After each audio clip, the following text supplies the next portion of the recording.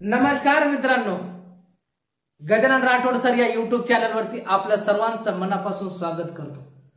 तू हो भरती या चालू घडामोडीचा आपण आज तुमच्या समोर भाग 3 घेऊन आलो आहे। तर मित्र हो, नक्की करायचं काय, तुमच्या परिस्थितीनुसार तुमचे स्वप्न बदलू नका, पण तुमच्या स्वप्नानुसार तुमची परिस्थिती नक्की बदला।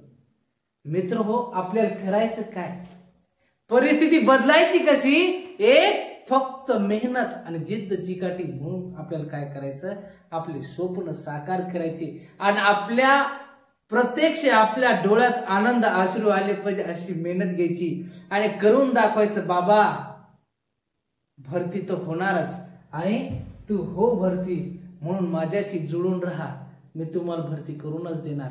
चला तर मित्र हो, आपल्या चालू विषयाला सुरुवात करूया। बघा, भारतीय संघाचे नवे प्रशिक्षक म्हणून गौतम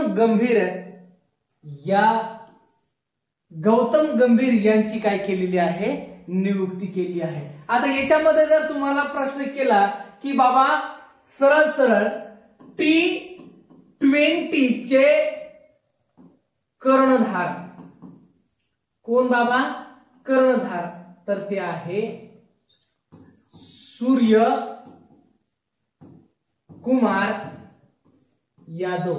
शाबास, सूर्यकुमार यादव हे T20 चे। ODI चे जर आपण विचारात घेतले तर आपले सर्वांचे चाहते रोहित शर्मा पा ODI चे, तर सरळ सरळ रोहित शर्मा बाबा, रोहित शर्मा। चला तर मग समोरचा प्रश्न, गुरुजी भारतीय ऑलिम्पिक संघटनेचे अध्यक्ष कोण आहे, असा प्रश्न विचारला की सांगणार की बाबा PT उषा। कोण आहे, PT उषा।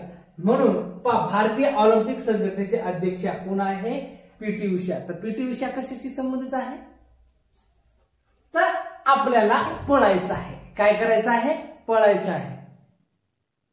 कसे संबंधित आहे, धावायचं, रणगणात गाजवायचं, तुम्ही धावणारच आहात म्हणून ध्यानात घ्यायचं।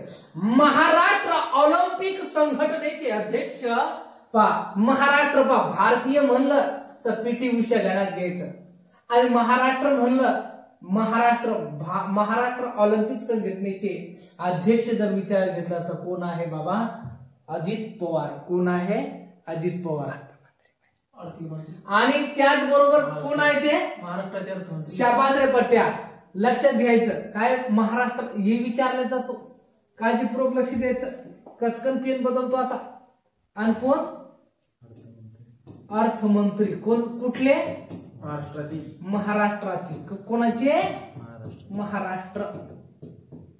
महाराष्ट्राचे अर्थमंत्री कोण, अजित पवार, आणि तेच महाराष्ट्र ऑलिम्पिक संघटनेची काय आहे, अध्यक्ष आहे। चला तर मग समोर, अरे भारतीय ऑलिम्पिक संघटनेचे सचिव, भारतीय ऑलिम्पिक संघटनेचे सचिव जर म्हटलं, सचिव राजीव मेहता, सचिव राजीव मेहता म्हणून काय करतो, भारतीय ऑलिम्पिक संघटनेचे सचिव विचारलं जातो। पेन घ्यायचा, वही घ्यायची आणि लिहायला सुरुवात करायची। बघा, भारतीय पॅरा ऑलिम्पिक, याच्या खाली अंडरलाईनच मारून देतो म्हणजे तुम्हाला कळून जाईल। भारतीय पॅरा ऑलिम्पिक संघटनेचे अध्यक्ष देवेंद्र झांझरिया। देवेंद्र झंझारिया कोण आहे, देवेंद्र झंझारिया। ध्यानात घ्यायचं, प्यारा संबंधाला प्यारा प्यारा देश हमारा, देवेंद्र झांझरिया। कोण आहे, देवेंद्र झांझरिया, पॅरा ऑलिम्पिक संघटनेचे अध्यक्ष। बघा, हेमंत सोरेन यांची झारखंड राज्याचे मुख्यमंत्री झारखंड राज्याचे मुख्यमंत्री कोण आहे, हेमंत, कुठले, झारखंडचे काय आहे, मुख्यमंत्री। तुमच्या गावात लक्षात ठेवायचा, हेमंत सोनेरे हेमंत सोरेन बाबा, झारखंड राज्याचे मुख्यमंत्री काय आहे।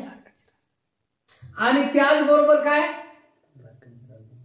हा प्रश्न तुम्हाला तर विचारला जातो, पण सगळ्याला माहिती आहे ना, झारखंडची राजधानी रांची। ध्यानात घ्यायचं, याच्यामध्ये काय असतं, हे झारखंड आहे, रांची आहे. आणि प्रश्न भरपूर घेऊ शकतो आपण. झारखंड जी महानदी आहे, महानदीचं समजा उगम आपण रायपूर म्हणून म्हणतो, तिथून उगम आहे समोर आहे.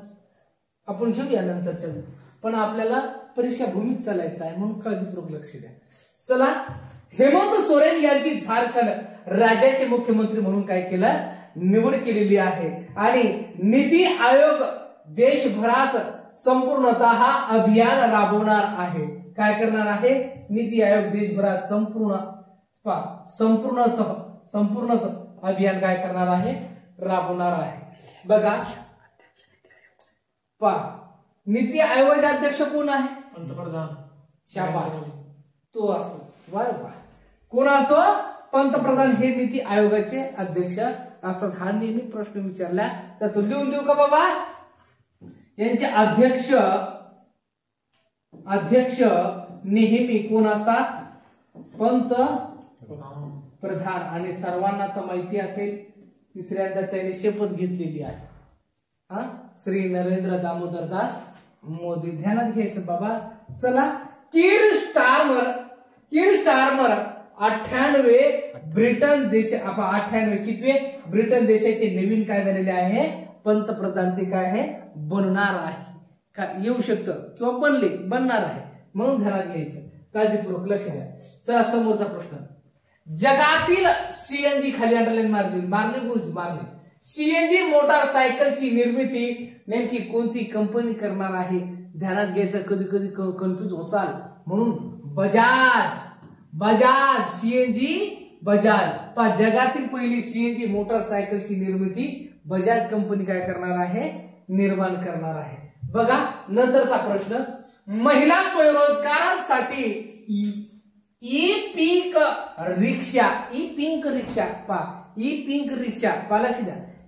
रिक्षा योजना महाराष्ट्र सरकारने जाहीर केलेली आहे. महिला स्वयंरोजगारांसाठी ई पिंक रिक्षा काय केलेली आहे, जाहीर केलेली आहे. त्याचबरोबर बघा, भारताचा केंद्रीय अर्थसंकल्प बघा, लक्षात घ्या. भारताचा केंद्रीय अर्थसंकल्प नेहमी अर्थसंकल्प हा अर्थमंत्री मांडत असतो, ध्यानात घ्यायचं. आणि त्याचबरोबर कोणी मांडला असा प्रश्न केला तर बाबा निर्मला सीतारामन पाहिजे होतं. ते काय पाहिजे होतं, सीतारामन पाहिजे होतं. म्हणजे सीतारामन यांच्या हस्ते सभागृहामध्ये काय केला, लोकसभेमध्ये काय केलं गेला, मांडल्या गेला. जर विचारलं बाबा कितव्यांदा मांडला तर 6व्यांदा. ध्यानात घ्यायचं, कितव्यांदा, 6व्यांदा. आलं लक्षात. आणि कशामध्ये, लोकसभेमध्ये मांडल्या जातं. आणि कलम कोणत्यानुसार, 81 अनुसार काय केलं जातं, ते लोकसभेमध्ये मांडलं जातं. बघा लक्ष द्या. IOC कडून अभिनव बिंद्रा लक्ष द्यायचा.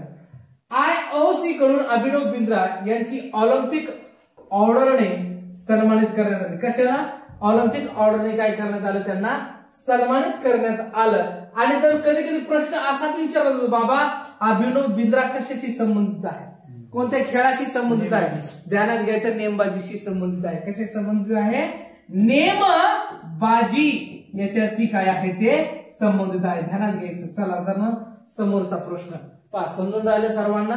Okay, bye. चला, बायने इथं आता एवढ्या लवकर बाय करतो का, अजून बाय सोडवायचे तू. Order of saint Andrew the apostle या रशियाच्या अवघडच नाव आहे, असे पुरस्कार असते बा. Order of saint Andrew the apostle या रशियाच्या सर्वोच्च पुरस्काराने कुणाला सन्मानित केला आहे असा प्रश्न केला बाबा, तर उत्तर मारशील पंतप्रधान, देशाचे लाडके पंतप्रधान श्री नरेंद्र मोदी यांना सन्मानित करण्यात आले आहे. बघा कोणता, ध्यानात नाही बसलं तरी अवघड शब्द दिसला की ते उत्तर मारायचं, बाकी काही नको डोकं. हा बस. तर या दोन्ही म्हणतो order of the saint Andrew the apostle म्हणून ध्यानात घ्यायचं. महासंगणकाचे जनक, हा प्रश्न नेहमी विचारला, महासंगणकाचे जनक असा तुम्हाला प्रश्न केला की काय मारतो आपण नेहमी, विजय भटकर. पण कधी कधी ध्यानात घ्या, विजय भटकर हे कोणत्या जिल्ह्याचे आहे, यांचा आपण जर जिल्ह्याचा विचार केला कोणत्या, तर यांचा जिल्हा आहे अकोला. कोणता आहे, अकोला. आणि गाव जर म्हणलं तर मूर्तिजापूर. कोणता आहे, मूर्तिजापूर. कोणता आहे, मूर्तिजापूर. मूर्तिजापूर.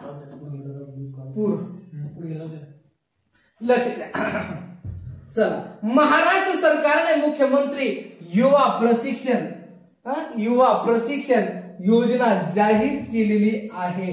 जसं की आपण कंपनीमध्ये आयटीआय करतो का, त्या आयटीआय झाल्याच्या नंतर अप्रेंटिसशिप म्हणून असतो, त्या पद्धतीने अशी योजना आहे ही युवा प्रशिक्षण योजना त्यांनी काय केलेली आहे, जाहीर केलेली आहे. म्हणजे याचा अर्थ लाडकी बहीण आणि हा आला लाडका भाऊ, लावा ताकद घ्या.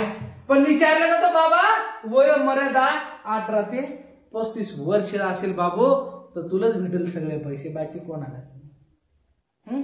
म्हणून ध्यानात घे. चला तर मग समोरचा प्रश्न, भारताच्या सर्वोच्च न्यायालयातील एकूण न्यायाधीशाची संख्या, हा एक प्रश्न सहसा विचारला जातो म्हणून लक्षात घ्या. 34. किती आहे, 34. आणि जर आपल्याला सर्वोच्च न्यायालयाचे आपल्याला कलम जर विचारले ना तर कलम आहे 124. शाबास रे पाट्या, 124. किती आहे, 124. ध्यानात घ्यायचं. महिला सर्वोच्च उच्च न्यायालय जर म्हणलं तर शाबास रे पाट्या. हा बी प्रश्न तुम्हाला विचारला जातो, उच्च न्यायालय कलम जर विचारला, काय विचारलं कलम, तर 214. ध्यानात घ्यायचं. कुठून काय करायचं, याला कसं पलटी करायचं कलम, तेवढे क्लू लक्षात ठेवायचे, बाकी काय. महिला क्रिकेट आशिया कप 2024 चे आयोजन कोण करणार आहे, श्रीलंका देशात होणार आहे. महिला क्रिकेट आशिया कप, महिला क्रिकेट कोण खेळणार आहे, तर सरळ सरळ लक्षात ठेवायचे. 24 आयोजन श्रीलंकामध्ये करणार आहे. बोल नका हो, लक्ष द्या. अरे शिक्षण मंत्रालय या केंद्रीय मंत्रालयाने शिक्षण मंत्रालय कोण बाबा, शिक्षण मंत्रालय केंद्रीय मंत्रालयाने अस्मिता परियोजना सुरू केली.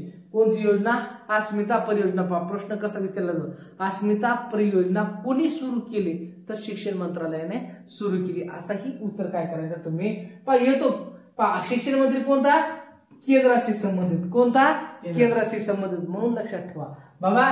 चला मग समोर, अंमली पदार्थाची तस्करी रोखण्यासाठी मानस हेल्पलाईन. कोणती हेल्पलाईन, मानस. काय रोखायचं तुम्हाला, अंमली पदार्थाची तस्करी, म्हणून काय केलेली आहे, मानस हेल्पलाईन हे काय केली आहे, सुरू केलेली आहे. ध्यानात घ्यायचं आणि रोखायचं आहे तुम्हाला. तर मग आपण काय करणार, मानस हेल्पलाईनला काय करणार, कॉन्टॅक्ट करणार. मग मानस हेल्पलाईनला आपण कॉन्टॅक्ट केला तर मग कोणाला कॉन्टॅक्ट करणार, डायरेक्ट अमित शहाला कॉन्टॅक्ट करायचा. कोण, अमित शहाला. मग काय केलं, का केलं बा, आणि उद्घाटन केलं. दाद्या काय केलं, उद्घाटन. कोणी केलं उद्घाटन,